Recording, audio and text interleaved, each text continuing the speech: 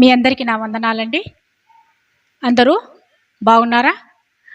యూట్యూబ్లో వాక్యం చేస్తున్నటువంటి ప్రతి ఒక్కరికి దేవుడు దీవించునుగాక. ఒకసారి లూకాసు వార్త 10వ అధ్యాయము 30వ వచనము చదవగా విందాం. అందుకు యేసు ఇట్లా నేను ఒక మనుషుడు యెరూషలేము నుండి యెరికో పట్టణమునకు దిగి వెళ్ళుచు దొంగల చేతిలో చిక్కెను. వారు అతని బట్టలను దోచుకొని అతని కొట్టి కొన ప్రాణముతో విడిచిపోయిరి.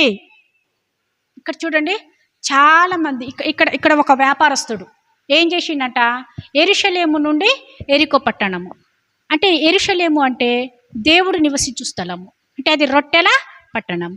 మరి యెరికో అంటే అది శపించబడినటువంటి పట్టణము. అంటే యెరూషలేము నుంచి యెరికో పట్టణానికి వ్యాపారం చేస్తూ వ్యాపారస్తుడు ఏం చేస్తాడంటే, ఇక్కడ ఇంత వ్యాపారం జరుగుతుంది కదా, మరి నేను ఇంకో కింద పట్టణానికి వెళ్తే ఇంకా నా వ్యాపారం ఎక్కువ జరుగుతుందేమో అనేసి ఏం చేసిండంటే, తన యొక్క బట్టల మూటనెత్తుకొని యెరూషలేము నుండి యెరికోకు వస్తున్నాడు.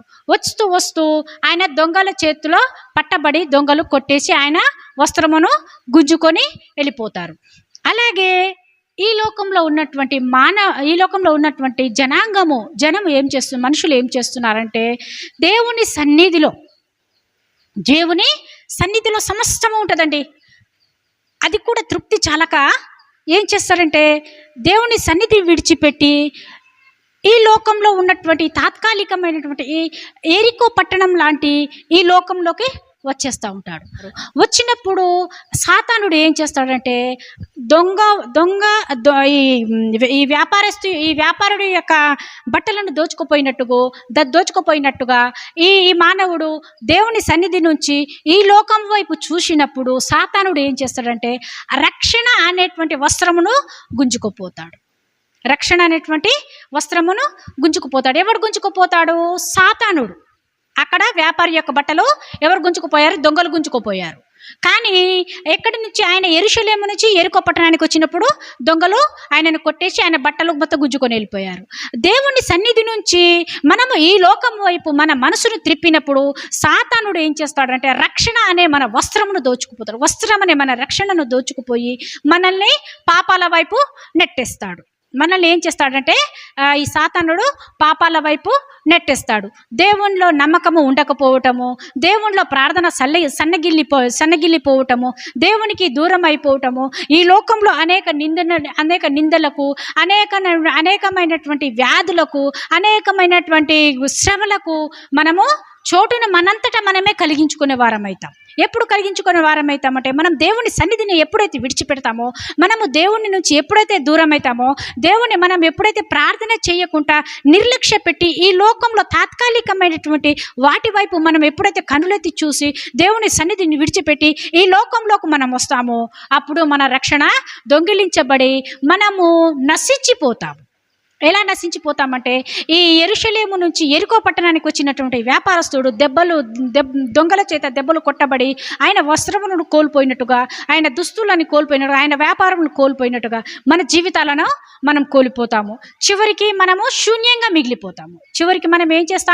శూన్యంగా మిగిలిపోతాము. అదే వ్యాపారస్తుడు అదే యెరూషలేములో వ్యాపారం చేస్తూ ఉంటే గనక ఆయన దొంగల చేతిలో పట్టబడకపోయేటోడు. ఎందుకంటే దేవుని సన్నిధానంలో మనం ఉన్నప్పుడు సాతానుడు మనల్ని పట్టబడడు. ఎందుకంటే మనలో ప్రార్థన అనేటువంటిది గొప్ప వెలుగు ఉంటుంది.